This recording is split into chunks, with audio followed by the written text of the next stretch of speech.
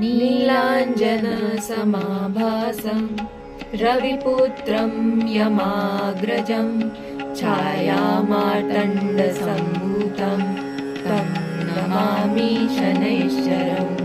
नीलाञ्जनसमाभासं रविपुत्रं यमाग्रजं छायामार्तण्डसम्भूतं तं नमामि शनैश्चरम्।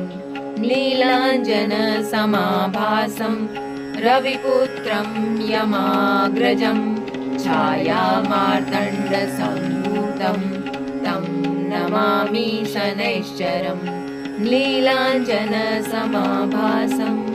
रविपुत्रं यमाग्रजं छायामार्तण्डसम्भूतं तं नमामि शनैश्चरम्।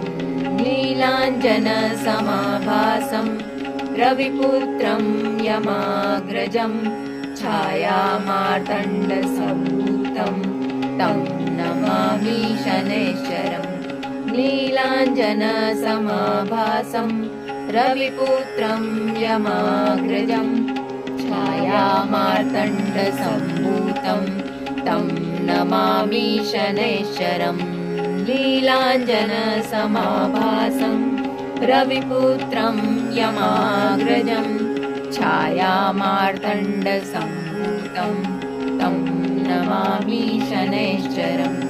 नीलाञ्जनसमाभासं रविपुत्रं यमाग्रजं छायामार्तण्डसम्भूतं तं नमामि शनैश्चरम्।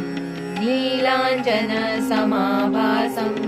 रविपुत्रं यमाग्रजं छायामार्तण्डसम्भूतं तं नमामि शनैश्चरम्। नीलाञ्जनसमाभासं